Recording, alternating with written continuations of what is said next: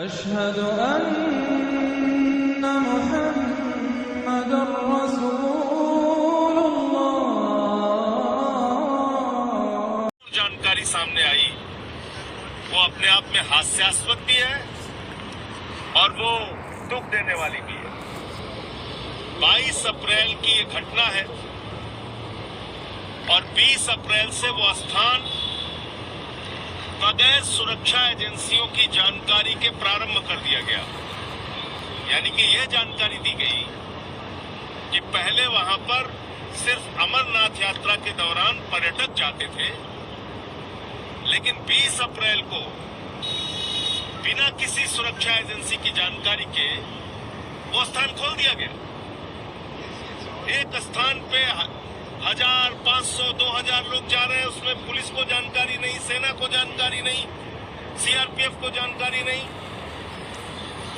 हमारी खुफिया एजेंसियों को जानकारी नहीं, और आतंकवादी आते हैं और मार के चले जाते हैं।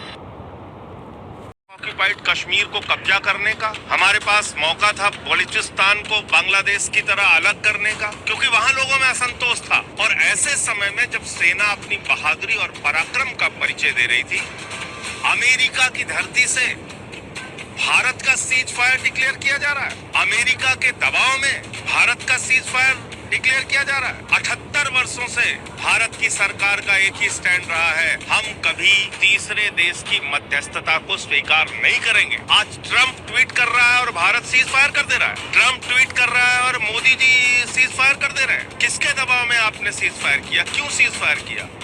सुना मैंने 37 साल झक नहीं मारी फौज में। मैं जानता हूं इनको, मैं लड़ा हूं पाकिस्तान के कुत्तों से, पाकिस्तान की फौज से। ये फौज को आड़े हाथ नहीं लोगे, हमारी मुसीबत खत्म नहीं होगी। कल फिर ऑपरेशन सिंदूर 5, 6, 7 क्या करना चाहते हो? अर्जुन युद्ध कर, हे अर्जुन युद्ध कर, ये गीता में लिखा है। अब युद्ध का टाइम है तो युद्ध करने दो। ओके, और मत डरो कि ये 1.5-2 पौए के बॉम्ब चलाएगा, मत डरो। एक बार नेवी वाले आप भी जरा अपने इसमें हिस्सा डालो। आर्मी अंदर घुस गई है पाकिस्तान में, INS विक्रांत है, वहां से करिए 15-20 BrahMos fire, set fire to the Karachi port. आग लगा तो कराची में फूंक डालो पूरे शहर। मेजर गौरव आर्या, क्या आपको लग रहा है पाकिस्तान का नक्शा बहुत बुरी तरह बिगड़ने वाला आज रात? मैं बता रहा हूँ, आज की रात देखना कयामत की रात है पाकिस्तानियों। सो मत जाना, आज की रात को कयामत की रात है। तो पाकिस्तान का ऐसा हलवा बनाएंगे लाइन ऑफ कंट्रोल पे, इनको पता नहीं लगेगा सर मिसाइल कहां से गई, कहां से आई। मैं सुनना चाहता हूं रावलपिंडी से चीख की आवाज। आधा हिंदुस्तान दहल जाता अगर इन 15 शहरों पर एक के बाद एक धमाके होते। आपको ये भी फिलहाल ये बता दूं कि पूरी तरह से कंप्लीट ब्लैकआउट है, गुरदासपुर डिस्ट्रिक्ट में कंप्लीट ब्लैकआउट है। एक सेकेंड, मैं एक बार आपको रोकना चाहूंगा। मैं बताना चाहूंगा कि Pakistan what yesterday Pakistan try to do, Pakistan ने क्या करा? पाकिस्तान हमारे जितने इंपॉर्टेंट एयरबेस था उनको टारगेट कर रहा था, और ये जो पश्चिमी वेस्टर्न बॉर्डर के पास एयरबेस है उनको टारगेट करने का प्रयास किया। यानी भारत की जो हवाई पट्टी है, जो वायुसेना की हवाई पट्टी है, उसको टारगेट करने का काम किया पूरे वेस्टर्न बॉर्डर पे अक्रॉस, और जितनी हवाई पट्टियां उनको टारगेट करने का प्रयास किया। और इसमें राजस्थान शामिल है, राजस्थान का फलौदी शामिल है। पाकिस्तान से बात की है, शहबाज शरीफ को सीधे फोन मिलाया है मार्को रूबियो, उनके विदेश मंत्री ने। मनीष, बिल्कुल, देखिए अमेरिका के विदेश मंत्री और NSA की जिम्मेदारी संभाल रहे मार्को रूबियो ने शहबाज शरीफ से बात की है और शहबाज शरीफ को समझाया है, बुझाया है कि वो ऐसी हरकत ना करे, तुरंत तनाव कम करे। और इसके लिए अमेरिका ने पाकिस्तान से यह भी कहा है कि अगर आपको चाहिए तो मैं भारत से आपकी बात करवा देता हूँ। लेकिन Pakistan's army is considered the most dangerous in the world. Pakistan's army is recognized as the most dangerous in the world. Today, Pakistan's army launched a brilliant operation, but अस्सलाम वालेकुम रहमतुल्लाहि व बरकातहू। आज 23 मई 2025 है। सुबह का वक्त तकरीबन 10:15 बज रहे हैं। आज की दूसरी वीडियो है, तकरीबन ये वीडियो नंबर 33 होगी। ये वीडियो नंबर 33 होगी, इससे पहले जो बना 32 होगी, क्योंकि 331 कल इंशाल्लाह अपलोड कर दूंगा। 332, 333। आज की वीडियो 332 और 333, ये 333 होगी इंशाल्लाह। तो पिछली वीडियो में मैंने बताया आपको कि कुछ खास बातें, और ये कि पहलगाम में हमला करवा के अमेरिका और ईरान की जंग को रोक के बदल के वो नाम को वहीं ख़त्म करके पहलगाम का केस करवा के यहाँ पर उसको हिंदुस्तान पाकिस्तान का जंग बना दिया गया। यही साजिश है, इसको समझो मेरे दोस्तों। क्योंकि अमेरिका ईरान को मारना चाहता था, मैं पिछले वीडियो में बता चुका हूँ, ईरान को मारना चाहता था, डराना चाहता था, धमकाना चाहता था, लेकिन वो किसी कीमत पे डरा नहीं। और अमेरिका जो है, ऐसा नहीं मैं कहता कि अमेरिका ईरान से डर गया, लेकिन अमेरिका जो है ना सूझबूझ से काम ले रहा है। वो मतलब ये है कि सूझबूझ ये है कि अगर अमेरिका, इजराइल, नेटो ये सब मिलकर अगर ईरान पे हमला करते हैं तो ईरान को तो मार देंगे, लेकिन ईरान को मारते मारते ईरान की मिसाइलों से इजराइल को और गल्फ को नहीं बचा सकेंगे।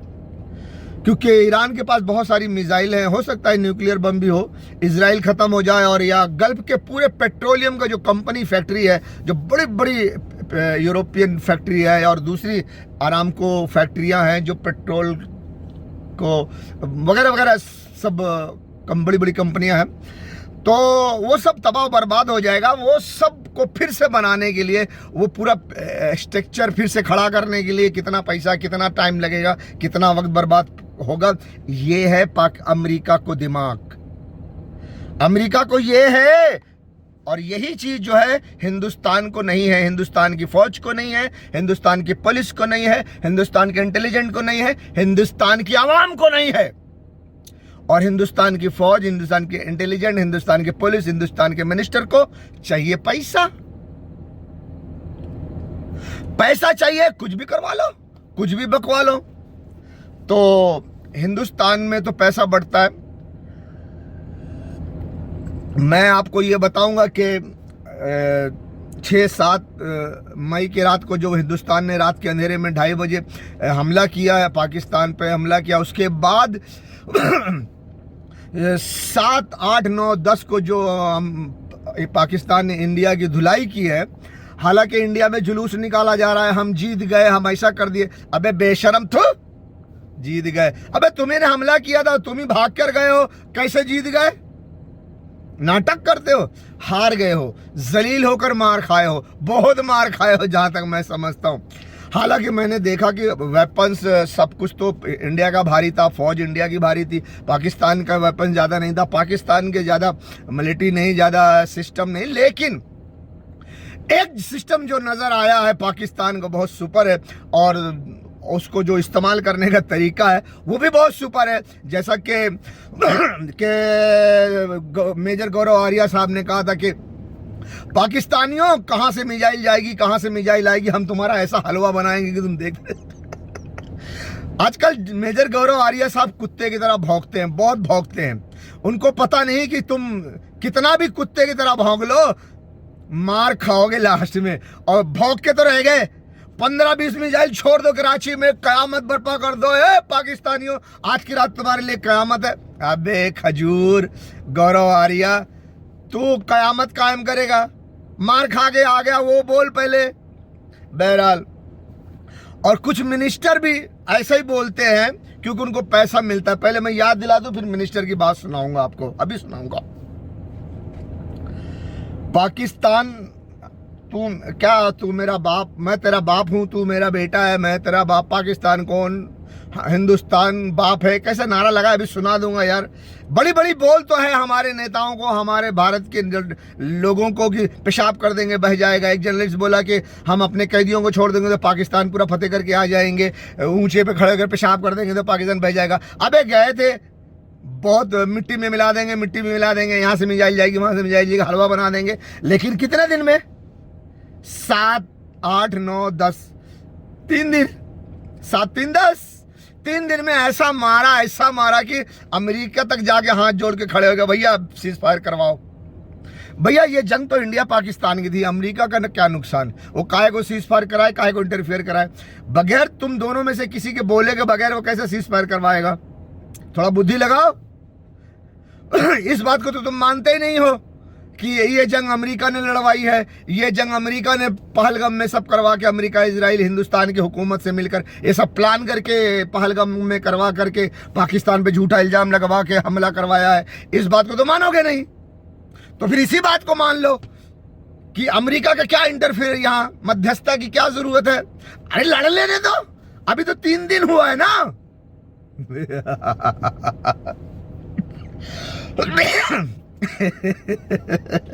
अभी तो 3 दिन हुआ है ना, एक आध हफ्ता जाने दो, 8-10 दिन जाने दो, 15 दिन जाने दो।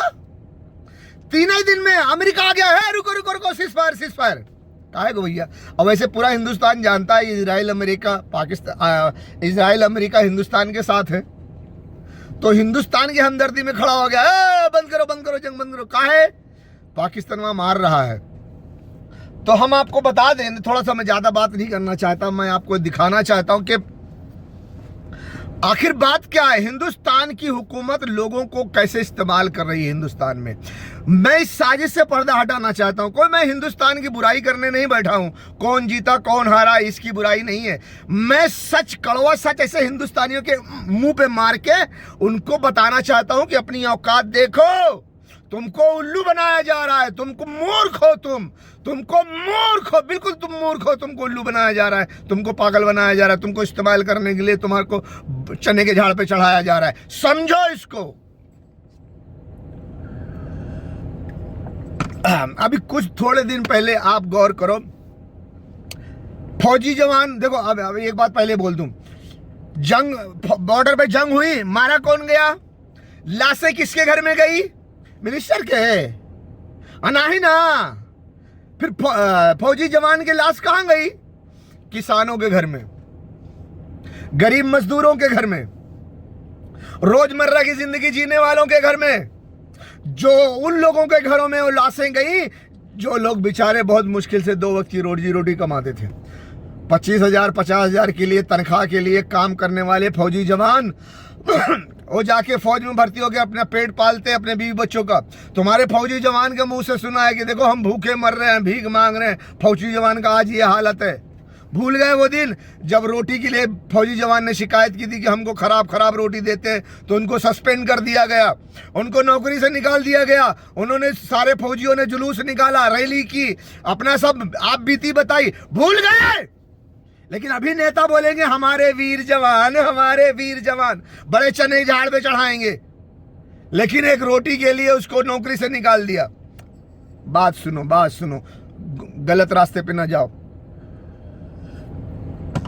तो फौजी जवानों के घरों में लाशें गई, किसानों के बच्चे फौजी जवान में। पंजाब के कितने बच्चे फौजी जवान, पंजाबी किसान आंदोलन किया था ना।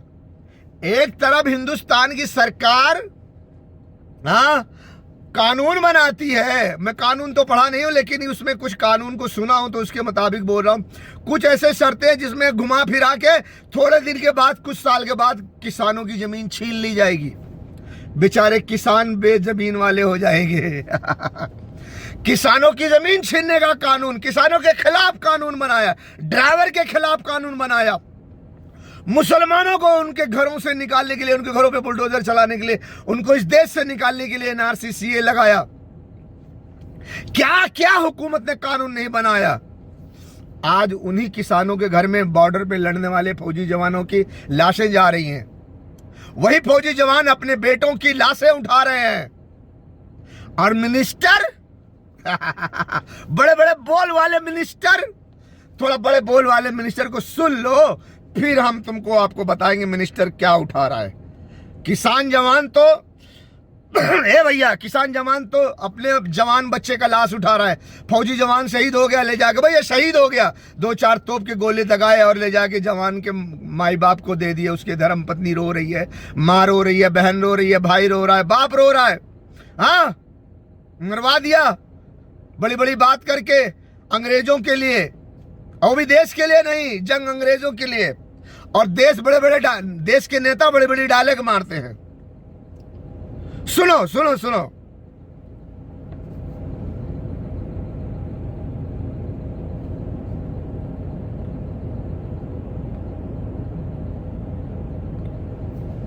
चालू है भैया। फडणवीस ने एक ऐसा नारा लगाया जिसे पाकिस्तान और पाकिस्तानी आवाम कभी नहीं भूल पाएगी।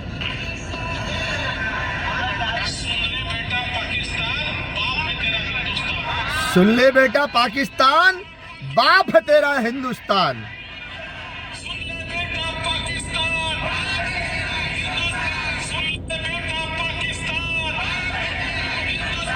सिंदूर की कामयाबी पर पूरा देश सीना सिंदूर की कामयाबी पर, कहा बाबू, सिंदूर की कामयाबी पर पूरा देश सीना तान के घूम रहा है। वाह वाह वाह वाह, बड़ा रैली निकाली रही है भाई साहब ने। मुख्यमंत्री साहब, महाराष्ट्र के मुख्यमंत्री साहब ने नारा लगाया, सुन ले बेटा पाकिस्तान, बाप है तेरा हिंदुस्तान। तो नेता का काम तो डायलॉग मारना है, लेकिन बॉर्डर पे लड़ने वाले जो जवान थे उनकी लाशें कहाँ गई? किसानों के घरों पे, गरीबों के घरों पे। ये जो नेता साहब बोल रहे हैं, इनका कोई बेटा जवान है क्या बॉर्डर पे?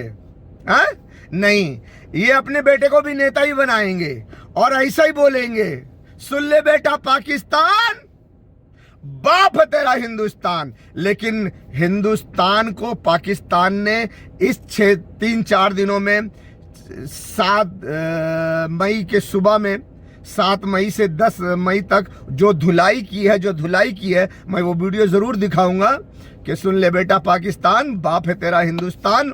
मार खा के आए, लाशें उठाई गरीबों ने, किसानों ने, और मिनिस्टर बोल वचन मार रहे हैं। हाँ हाँ हाँ हाँ, इसलिए मैं मजबूर हूँ वीडियो दिखाने के लिए, जो पाकिस्तान ने हिंदुस्तान पे हमला करके हिंदुस्तान को तबाह बर्बाद किया है। और पाकिस्तान ने हिंदुस्तान के पूरे हवाई पटरी पर हमला किया है, आपके पूरे फौजी अड्डे पे हमला किया है।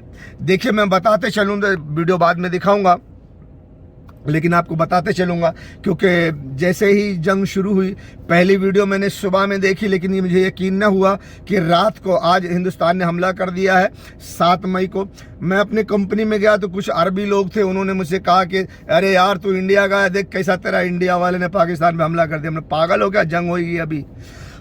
लेकिन अब पागल है, मैं ऐसा बोला, लेकिन उन्होंने मुझे वीडियो दिखाया, वो मैं अपने गाड़ी में सुबह सुबह देख कर गया था कंपनी में।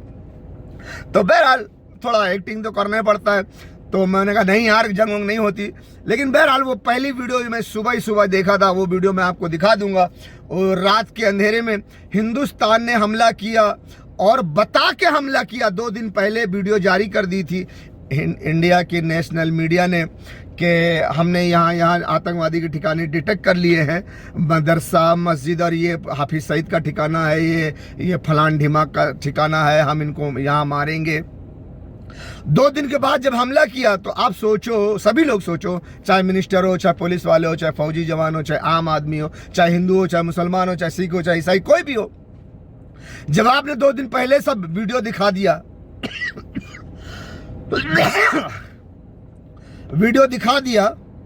यार, तो मेरे भाइयों, जो वीडियो तो आपको मैंने दिखा दिया। और ये जो है, मैं आपको और बताना चाहता हूं कि मिनिस्टर जो हैं वो ये नारा लगाते हैं कि सुन ले पाकिस्तान, बाप है तेरा हिंदुस्तान। भैया, आप मिनिस्टर हो के ये बातें करते हो, और लाशें जवानों की जो जा रही है, वो किसानों की जा रही है, गरीबों की जा रही है, उनको आप बॉर्डर पे लड़वा रहे हो। और किसके लिए? अमेरिका के लिए। पहलगाम जैसे कांड को, जो कि भड़काऊ कांड करवाया खुद ने, 200 किलोमीटर से वो पाकिस्तानी आ गए और मार के, सब कांड करके, सब भड़काऊ भाषण दे के, इतना टाइम था उनके पास, सब करके चले गए। तुमने एक बार भी मिनिस्टर ने नहीं बोला कि हिंदुस्तान की फौज कहाँ थी, हिंदुस्तान की सिक्योरिटी कहाँ थी, कैसे आए, मार के गायब हो गए, उनको कुछ नहीं किया। फिर दूसरे दिन ही कश्मीर में मुसलमानों के घरों पे मिसाइल, हमने इतना आतंकवादी मार दिया, इतना आतंकवादी मार दिया। उस आतंकवादी को पकड़े आप जो मार के गए थे पहलगाम में, जो कांड किया था, जो पाकिस्तान से आए थे, उनको आपने पकड़ा नहीं पकड़ा, उनको आपने दिखाया नहीं दिखाया, काहे को? इसलिए कि वो तो तुम्हारे ही आदमी थे, तुमने तो उनको लाया था ये कांड करवाने के लिए कि हमें पाकिस्तान पे हमला करना है। साला ईरान मानता नहीं है, ईरान सुनता नहीं है, ईरान अमेरिका की बात नहीं मान रहा, तो अब अमेरिका बोल रहा है कि भैया तुम पाकिस्तान पे हमला करो और ईरान को मारो। हम ईरान और अमेरिका की जंग को हिंदुस्तान पाकिस्तान की जंग बनाना चाहते हैं। ठीक है, ये सब मिनिस्टर बात नहीं करेंगे। बस सुन ले, पाकिस्तान बाप है तेरा हिंदुस्तान, है ना? हाँ, और महाराष्ट्र के मुख्यमंत्री साहब, अच्छा महाराष्ट्र के मुख्यमंत्री पहले मेरी समझ से जो है थोड़ा सा गौर कराऊंगा क्या रियल कहानी है क्या नहीं, सोचना आपका काम है। इंटेलिजेंट का, फौज का, पुलिस का, सीआईडी ब्रांच का, एसबीआई का, सीबीआई का, एनआई का, एलईडी का, ईडी का, फीडी का, जीडी का, नीडी का, मीडी का, केडी का, जो भी हो तुम, राव वाव तो सब बिके हुए हो तुम, जितने राव के एजेंट हो सबको बिके हुए हो, तो पैसा मिलता है तुमको, अमेरिका से आता है। तो मुख्यमंत्री थे पहले भैया वो एनसीपी के शरद पवार जी, बाद में मुख्यमंत्री बने शायद वो शरद पवार की पार्टी के मुख्यमंत्री थे कोई, और उसके बाद या उससे पहले फिर उद्धव ठाकरे साहब शिवसेना के मुख्यमंत्री बने। यही सब राज चलता था, बीजेपी के कभी बन जाते थे कभी कभी। अभी जो है शिवसेना अच्छा, इस बात पर जरूर गौर करना, मैं पूरी बात नहीं बोलना चाहता, लेकिन कहीं जज्बात में आकर बोल ना बैठूं। मैं बोलना चाहता हूं कि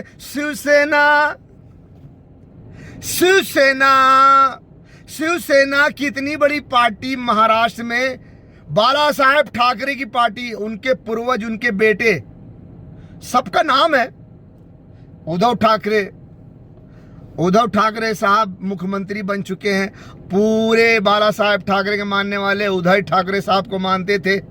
अचानक शिवसेना की 2 टीम कैसे हो गई? ये हिंदुस्तानियों को समझने की जरूरत है। जिस भाई साहब ने, नेशनल चैनल ने मुझे ये न्यूज़ में मैं पाया कि अमेरिका से डोनाल्ड ट्रंप ने दावा किया, भाई साहब उसने सच कहा है कि उन्होंने मोदी जी को पैसा दिया हुआ $21 मिलियन, और हिंदुस्तान में भारत में पैसा आया है अमेरिका से, और फला जगह के लिए आया है। उसी शख्स ने 1-2 दिन पहले, उसकी वीडियो है मेरे पास, अब सारी वीडियो डाल के मैं गुड़गोबर नहीं करना चाहता। मेरा मकसद है अपना ज्ञान तुम तक पहुंचा के तुम्हें नसीहत करना, तुम्हें बर्बादी से बचाना। तुम्हें लोग आसमान पे शूरवीर बना के चढ़ा रहे हैं, वहां से चने के झाड़ पे चढ़ा के फेंक देंगे नीचे कचरे के जैसा डब्बे में। तो मैं थोड़ा कड़वा बोलना चाहता हूं कि तुम्हें सच्चाई का पता चले। तो शिवसेना के 2 टुकड़े हो गए। उसी शख्स ने एक बार डायलॉग मारी थी, इंडिया का नेशनल चैनल वाला है, उसने बताया था मोदी जी बड़े शूरवीर हैं, उन्होंने देखो वाट लगा दी एनसीपी की, देखो वाट लगा दी शिवसेना की, जो बीजेपी का कहना नहीं मानेगा उसकी वाट लग जाएगी।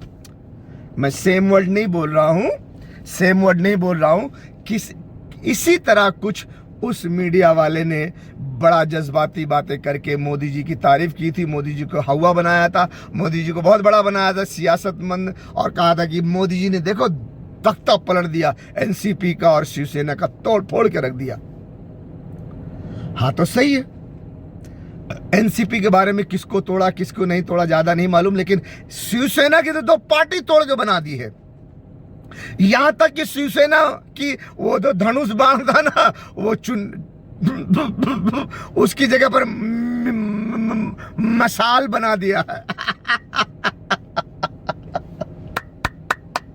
आओ सही ना? कहा भैया शिवसेना भवन महाराष्ट्र, शिवसेना इतना जो है महाराष्ट्र में कमजोर हो गई का? नहीं। और हमारे यूपी में एक बात कहते हैं कि पैसा के माई पहाड़ पेलत थी, नहीं पहाड़ बेलत थी, पेलत नहीं बेलत थी।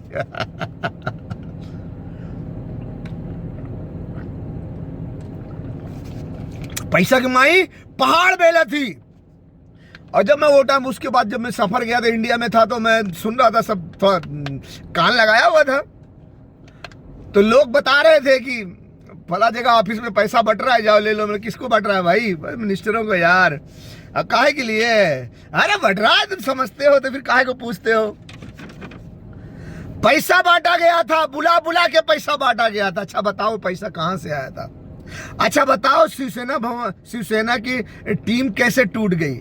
शिवसेना के नेताओं को कैसे तोड़ के अलग पार्टी बना ली गई?